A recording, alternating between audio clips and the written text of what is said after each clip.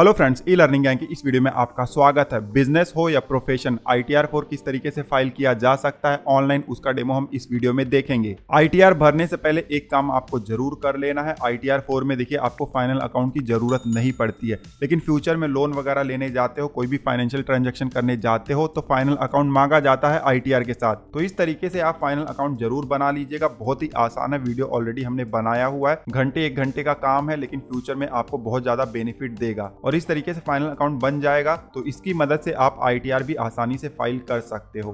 इस तरीके से आप फॉर्मेट बना लीजिएगा। रेडीमेड फॉर्मेट चाहिए तो उसको डाउनलोड करने का लिंक आपको नीचे डिस्क्रिप्शन में मिल जाएगा, चेकआउट कर लीजिएगा। उसके बाद आपको इनकम टैक्स पोर्टल पर जाना है, यहाँ पर लॉगिन का बटन है, क्लिक कर दो। पैन नंबर और पासवर्ड का इस्तेमाल करके आप जल्दी से लॉगिन कर लो। लॉगिन करते ही इस तरीके से ITR भरने का पेज आ जाता है, लेकिन ITR भरने से पहले कुछ डिटेल्स होते हैं जिनको हमें वेरीफाई करना होता है। तो उन डिटेल को वेरीफाई करने के लिए हमें डैशबोर्ड पर जाना है। डैशबोर्ड पर जब हम आ जाएंगे तो ऊपर मेन्यू में हमें AIS का ऑप्शन दिखाई दे रहा है, इस पर क्लिक करके हम अपने इनकम का डिटेल वेरीफाई कर लेंगे। AIS में जो भी इनकम डिटेल हमें दिखाई देता है वही हमारे ITR में प्री फिल्ड हो जाता है। तो एक बार क्रॉस वेरीफाई कर लीजिएगा कि सब कुछ यहाँ पर अप टू डेट है या नहीं, क्योंकि यहाँ पर अगर इनकम्प्लीट डेटा होगा तो यही इनकम्प्लीट डेटा हमारे ITR में प्रीफिल्ड हो जाएगा। तो एक बार आप इसको वेरीफाई जरूर कर लीजिएगा। इनकम डिटेल वेरीफाई करने के बाद आपको फिर से डैशबोर्ड पर आ जाना है। यहाँ पर ई फाइल है, इनकम टैक्स रिटर्न्स है और यहाँ पर व्यू फॉर्म 26 AS है। इस पर क्लिक करके आप अपने TDS का डिटेल वेरीफाई कर लीजिएगा। अगर आपका TDS डिडक्ट हुआ है तो आपको चेक कर लेना है कि वो अप टू डेट हो गया है या नहीं। जितना TDS डिडक्ट हुआ है उतना यहाँ पर दिखाई देना चाहिए। अगर इनकम्प्लीट है तब आपको ITR नहीं फाइल करना है, वेट करना है। जब कंप्लीट हो जाएगा तभी आपको ITR फाइल करना है। इनकम्प्लीट होगा तो TDS क्रेडिट मिलेगा नहीं, आपको नुकसान हो जाएगा, ठीक है। इनकम और TDS का डिटेल चेक कर लो तो डैशबोर्ड पर ही आपको यहाँ पर बैंक अकाउंट दिखाई दे रहा है और सामने अपडेट का बटन है, इस पर क्लिक कर लो। अब इस तरीके से माय बैंक अकाउंट का पेज आ जाएगा। यहाँ पर आपका बैंक अकाउंट लिंक होना चाहिए और वैलिडेटेड भी होना चाहिए। एटलीस्ट एक बैंक अकाउंट यहाँ पर वैलिडेटेड दिखाई देना चाहिए। अगर बैंक अकाउंट लिंक और वैलिडेटेड नहीं है तो ITR फाइल नहीं होगा, इनकम टैक्स रिफंड नहीं आएगा। बैंक अकाउंट भी आप वेरीफाई कर लो। उसके बाद आपको अपना contact detail, mobile number, email ID verify करना है। आपका खुद का मोबाइल नंबर, ईमेल ID होना चाहिए और एक्टिव होना चाहिए। अगर एक्टिव नहीं है या खुद का नहीं है तो यहाँ पर कॉन्टेक्ट डिटेल दिखाई दे रहा है, इसके सामने अपडेट का बटन है, क्लिक करो और अपडेट कर लो। बहुत ही ज़्यादा इंपॉर्टेंट है। हमारे केस में हम मान लेते हैं कि हमारा सब कुछ अप टू डेट है। अब हम ITR फाइल करने की तरफ आगे बढ़ेंगे। डैशबोर्ड पर ही आपको फाइल नाउ का बटन दिखाई दे जाता है, इस पर क्लिक कर देना है। अब असेसमेंट ईयर सेलेक्ट करने का पेज आ जाता है। करंट असेसमेंट ईयर यहाँ पर ऑटोमेटिकली सिलेक्टेड है। अगर नहीं होगा तो ड्रॉप डाउन पर क्लिक करके सिलेक्ट कर लीजिएगा। मोड ऑफ फाइलिंग में ऑनलाइन है। उसके बाद नीचे कंटिन्यू का बटन है, क्लिक कर दो। अब इस तरीके से पेज आ जाता है। यहाँ पर स्टार्ट न्यू फाइलिंग का बटन है, क्लिक कर दो। असेसी सेलेक्ट करने का पेज आ जाता है। यहाँ पर ऑटोमेटिकली इंडिविजुअल सेलेक्टेड है, अगर नहीं होगा तो कर दीजिएगा। उसके बाद कंटिन्यू का बटन है, क्लिक कर दो। ITR फॉर्म सेलेक्ट करने का पेज आ गया है। ITR 4 हम सेलेक्ट कर लेंगे और नीचे प्रोसीड विद ITR 4 का बटन है, क्लिक कर दो। इस तरीके से पॉपअप आ गया है, ओके पर क्लिक करेंगे। फिर यहाँ पर लेट्स गेट स्टार्टेड का बटन है, क्लिक कर देंगे। किस रीजन से हम ITR फाइल करना चाहते हैं उसको सिलेक्ट करने का पेज आ गया। हमारे केस में देखिए पहला वाला रीजन एप्लीकेबल है, हमारा taxable income basic exemption limit से ज़्यादा है। आप चेक कर लीजिएगा, जो भी एप्लीकेबल होगा वो ऑप्शन आप सिलेक्ट कर लीजिएगा। उसके बाद नीचे कंटिन्यू का बटन है, क्लिक कर देना है। क्लिक करते इस तरीके से पॉपअप आ जाता है। यहाँ पर बहुत ही इंपॉर्टेंट मैसेज लिखा गया है, आपका ITR प्रीफिल्ड आएगा, लेकिन फिर भी आपको अपना डेटा वेरीफाई कर लेना है। और ये सब चीज़ मैंने आपको पहले ही बता दिया हुआ है, ठीक है। ओके पर क्लिक कर देंगे। अब इस तरीके से रिटर्न समरी का पेज आ जाता है। यहाँ पर बहुत सारे टैब दिए गए हैं, वन बाय वन हम सबको भरेंगे। सबसे पहले ऊपर part A general personal information का टैब है, इस पर क्लिक करेंगे। इस टैब में बेसिक डिटेल दिए गए होते हैं, जैसे प्रोफाइल के, कॉन्टैक्ट के, तो वो आप चेकआउट कर लीजिएगा। उसके बाद नीचे जाएंगे। नीचे आएंगे तो यहाँ पर नेचर ऑफ एम्प्लॉयमेंट का आपको ऑप्शन दिखाई दे जाता है। अगर आप कहीं पर एम्प्लॉयमेंट में थे तो यहाँ पर जो भी ऑप्शन आपके लिए एप्लीकेबल होगा सेलेक्ट कर लेना है। हम एम्प्लॉयमेंट में नहीं थे तो नॉट एप्लीकेबल सेलेक्ट कर लेंगे। नॉट एप्लीकेबल जब हम सेलेक्ट करेंगे तो इस तरीके से पॉपअप आ जाएगा। ओके पर क्लिक करके इसको हटा देंगे। उसके बाद फाइलिंग सेक्शन यहाँ पर 139(1) ऑटोमेटिकली सिलेक्टेड है और नीचे आएंगे। अब हमें यहाँ पर बताना है कि असेसमेंट ईयर 2024-25 में हमने नया टैक्स सिस्टम चुना हुआ था या पुराना वाला। तो हमारे केस में हमने नया वाला टैक्स सिस्टम चुना हुआ था, तो नो पर क्लिक कर देंगे।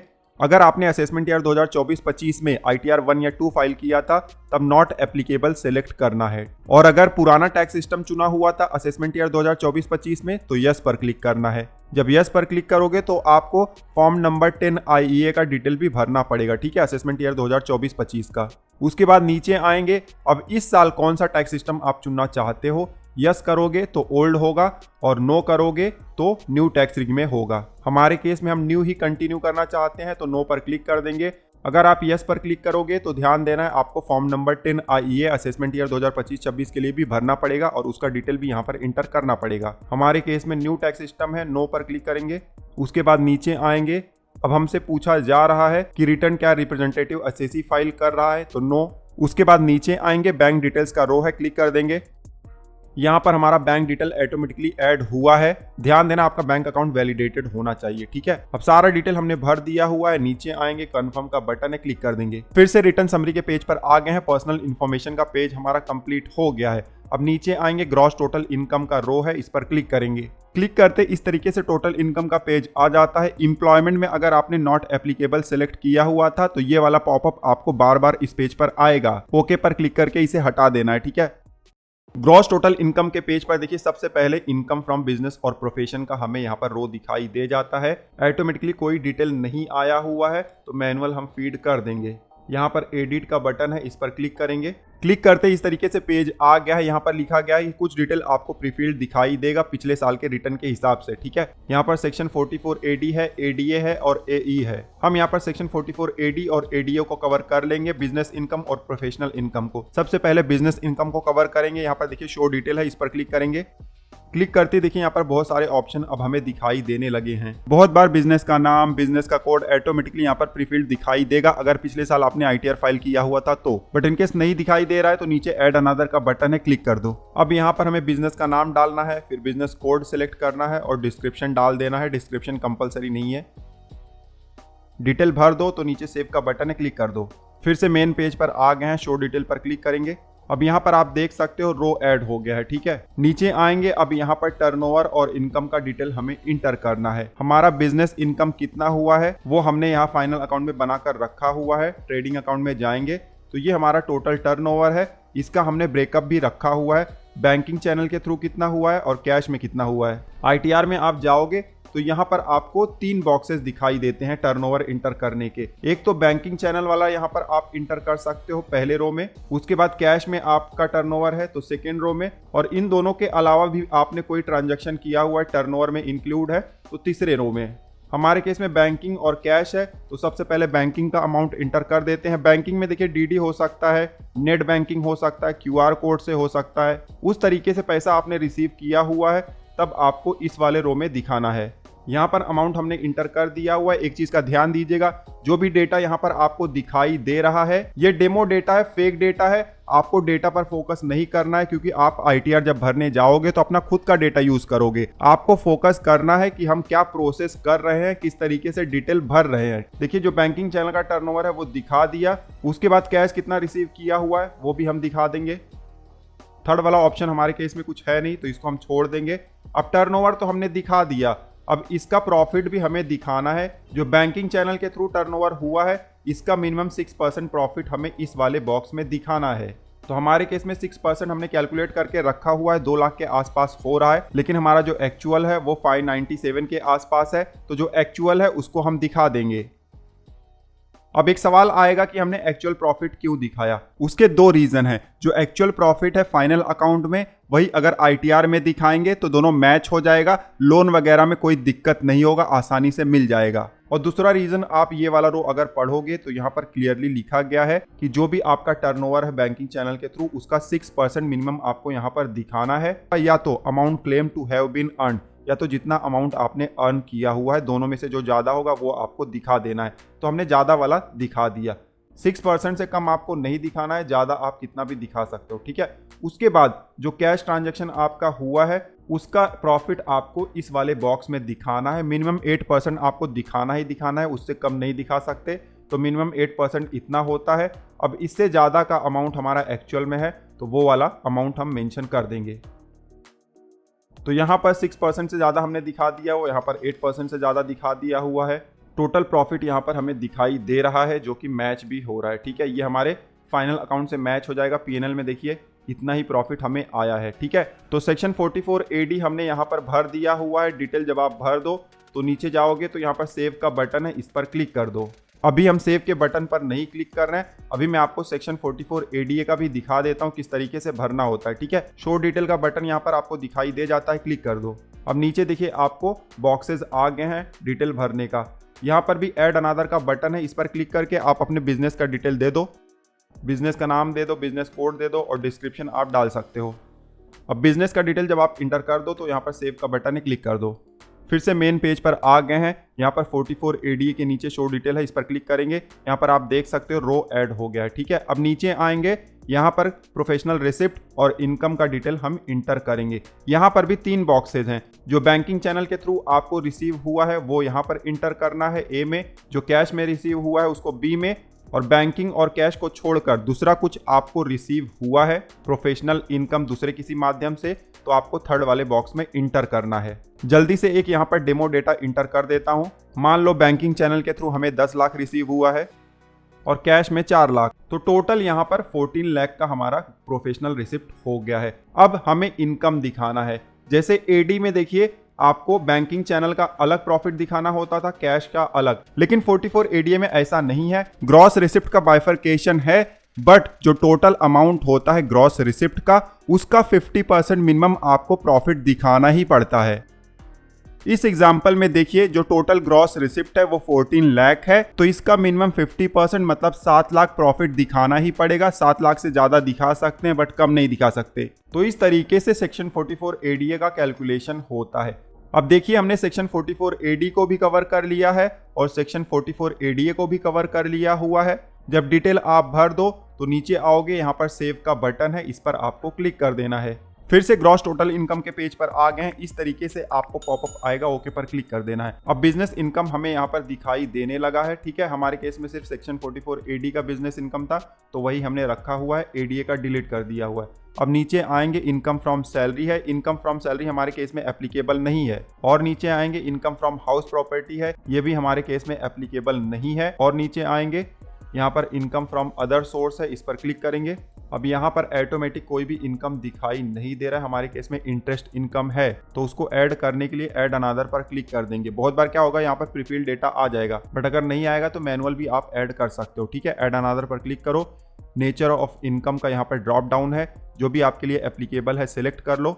हमारे केस में सेविंग बैंक का इंटरेस्ट है, ऑप्शन सेलेक्ट कर लिया, अमाउंट हम इंटर कर देंगे। डिटेल इंटर कर दो तो नीचे सेव का बटन है, क्लिक कर दो। फिर से मेन पेज पर आ गए हैं और ये पॉपअप फिर से दिखाई दे रहा है, ओके पर क्लिक करके इसको हटा देंगे। इनकम फ्रॉम अदर सोर्स भी हमारा कंप्लीट हो गया। अब ग्रॉस टोटल इनकम वाले पेज पर इनकम का सारा डिटेल हमने इंटर कर दिया हुआ है। नीचे आएंगे, यहाँ पर कंफर्म का बटन है, क्लिक कर देंगे। फिर से रिटर्न समरी के पेज पर आ गए हैं। ग्रॉस टोटल इनकम हमारा कंप्लीट हो गया है। अब नीचे आएंगे, डिस्क्लोजर एग्जेम्प्ट इनकम का रो हमें दिखाई देता है। अब ये जो नाम है थोड़ा सा कंफ्यूजिंग है और ये मैंडेटरी है। अब क्या कंफ्यूजिंग है आगे बताऊंगा, हो सकता है कि फ्यूचर में ये थोड़ा सा चेंज हो जाए। फिलहाल इस रो पर क्लिक करेंगे, पेज ओपन हो जाता है। इस पेज पर बिजनेस से रिलेटेड बहुत सारे इंपॉर्टेंट इन्फॉर्मेशन आपको देने होते हैं, जैसे कि फाइनेंशियल पर्टिकुलर्स और जीएसटी से रिलेटेड। बट इस पेज का जो टाइटल है डिस्क्लोजर एग्जेम्प्ट इनकम, वो थोड़ा सा कंफ्यूजिंग है। पता नहीं चलता कि इस पेज में फाइनेंशियल पर्टिकुलर और जीएसटी से रिलेटेड भी इंफॉर्मेशन भरना है। ऐसा लगता है एग्जेम्प्ट इनकम का पेज है, तो ये फ्यूचर में शायद थोड़ा सा सुधार कर दिया जाए। तो फिलहाल फाइनेंशियल पर्टिकुलर्स आ गया है, यहाँ पर एडिट का बटन है, इस पर क्लिक करके आप डिटेल भर सकते हो। देखिए बहुत सारे ऑप्शन यहाँ पर है, 4 ऑप्शन आपको कंपलसरी भरना है। सन्ड्री क्रेडिटर का, इन्वेंट्री का, डेटर का और कैश इन हैंड, ये चारों तो आपको भरना ही भरना है। हमारे केस में देखिए फाइनल अकाउंट है, बैलेंस शीट में जाएंगे तो ये चारों को हमने मार्क करके रखा हुआ है, भर देंगे। बाकी सारा आप छोड़ सकते हो। ठीक है, डिटेल भरने के लिए एडिट पर क्लिक कर दो और जल्दी जल्दी हम डिटेल भर देते हैं। सारा डिटेल हमने भर दिया हुआ है। इन चारों में से मान लो कोई ऐसा ऑप्शन जो आपके लिए एप्लीकेबल नहीं है, तो कम से कम 0 आपको इस बॉक्स में इंटर कर देना है। ठीक है, डिटेल भर दो तो नीचे सेव का बटन है, इस पर क्लिक कर दो। अब मेन पेज पर आ गए हैं, यहाँ पर डिटेल आपको दिखाई देने लगा है। ठीक है, अब थोड़ा सा नीचे आएंगे, अब यहाँ पर देखिए जीएसटी रिटर्न में जो आपने टर्नओवर या ग्रॉस रिसिप्ट दिखाया हुआ उसको भी मेंशन करना है। ये कब मेंशन करना है? अगर आपके पास जीएसटी रजिस्ट्रेशन है तब मेंशन करना है, अगर नहीं है तो इसको आप छोड़ सकते हो। ठीक है, हमारे केस में है तो ऐड अनदर पर क्लिक करेंगे, डिटेल इंटर करने का पेज आ जाएगा। यहाँ पर जीएसटी नंबर इंटर करेंगे और उसके बाद annual value of outward supply यहाँ पर इंटर कर देंगे। ये सारा डिटेल आपको जीएसटी रिटर्न जो आपने फाइल किया हुआ है वहां से मिल जाएगा। ऐसे ही डेमो डिटेल हमने यहाँ पर भर दिया हुआ है, सेव का बटन है, इस पर क्लिक कर देंगे। फिर से मेन पेज पर आ गए हैं, नीचे आएंगे, यहाँ पर देख सकते हो जीएसटी रिपोर्टिंग का जो रो है अमाउंट दिखाई दे रहा है। क्लिक करोगे तो रो दिखाई दे जाएगा इस तरीके से। ठीक है, इसको मिनिमाइज कर देते हैं। अब नीचे आएंगे तो यहाँ पर एग्जेम्प्ट इनकम हम दिखा सकते हैं। एग्जेम्प्ट इनकम अगर होगा तो उसको दिखाने के लिए नीचे ऐड अनदर का बटन है, क्लिक कर दो। नेचर ऑफ इनकम का ड्रॉप डाउन आ जाएगा, जो भी आपके लिए एप्लीकेबल होगा सिलेक्ट कर लो और अमाउंट इंटर कर दो। ठीक है, हमारे केस में एप्लीकेबल नहीं है तो इसको हम छोड़ देंगे। अब फाइनेंशियल पर्टिकुलर्स का सारा डिटेल हमने भर दिया हुआ है, जीएसटी का डिटेल भी भर दिया हुआ है, एग्जेम्प्ट इनकम का भी डिटेल भर दिया हुआ है। अब नीचे कंफर्म का बटन है, क्लिक कर देंगे। रिटर्न समरी के पेज पर आ गए हैं, डिस्क्लोजर वाला रो यहाँ पर कंप्लीट हो गया है। अब नीचे आएंगे, एक नया फीचर ऐड हुआ है ITR 1 और ITR 4 में। अगर आपको लॉन्ग टर्म कैपिटल गेन है सेक्शन 112A का तो उसको ITR 1 में दिखा सकते हो, कुछ कंडीशन है। पहले इस रो पर क्लिक करेंगे, इस तरीके से आपको डिटेल इंटर करने का पेज आ जाता है। सबसे ऊपर आपको टोटल सेल कंसिडरेशन इंटर करना है, आपने कितने अमाउंट में शेयर सेल किया हुआ है या म्यूचुअल फंड रिडीम किया हुआ है। हम ऐसे ही एक डेमो अमाउंट इंटर कर देते हैं। उसके बाद आपने जो शेयर सेल किया हुआ था उसको खरीदा कितने में था, तो दोनों डिटेल जब आप भर दोगे तो नीचे लॉन्ग टर्म कैपिटल गेन आ जाएगा। अगर लॉन्ग टर्म कैपिटल गेन 1,25,000 या उससे कम है तब तो ITR 4 में आप दिखा सकते हो, लेकिन अगर लॉन्ग टर्म कैपिटल गेन का अमाउंट 1,25,000 से ज्यादा है तब ITR 4 में आपको नहीं दिखाना है, ITR 2 या ITR 3 में भरना है। उसके अलावा मान लो कि आपने डिटेल इंटर किया, लॉस आ रहा है तो भी ITR 4 में आपको नहीं दिखाना है। हमारे केस में कैपिटल गेन नहीं है तो इन बॉक्सेस में 0 डालकर हम नीचे कंफर्म के बटन पर क्लिक कर देंगे। फिर से रिटर्न समरी के पेज पर आ गए हैं, लॉन्ग टर्म कैपिटल गेन का रो भी कंप्लीट हो गया है। नीचे आएंगे, टोटल डिडक्शन का हमें यहाँ पर रो दिखाई दे रहा है। हमने नया टैक्स सिस्टम चुना हुआ है तो टोटल डिडक्शन में ज़्यादा ऑप्शंस अवेलेबल नहीं है। इनफैक्ट हमारे केस में कुछ भी एप्लीकेबल नहीं है, आपके केस में होगा तो आप भर दीजिएगा। भरने के बाद नीचे कंफर्म का बटन है, क्लिक कर देना है। फिर से रिटर्न समरी के पेज पर आ गए हैं, टोटल डिडक्शन भी हमारा कंप्लीट हो गया है। नीचे आएंगे, यहाँ पर टैक्स पेड का रो है, इस पर क्लिक करेंगे। इस तरीके से पेज आ जाता है। सैलरी पर कोई TDS डिडक्ट हुआ है तो पहले वाले रो में आपको दिखाई दे जाएगा। हमारे केस में सैलरी नहीं है तो कुछ नहीं दिख रहा है। उसके अलावा बिजनेस इनकम है या इंटरेस्ट इनकम है, डिविडेंड है, उस पर अगर TDS डिडक्ट हुआ है तो सेकंड वाले रो में आपको दिखाई दे जाएगा। इस पर जब क्लिक करोगे तो इस तरीके से रो हमें दिखाई दे जाता है।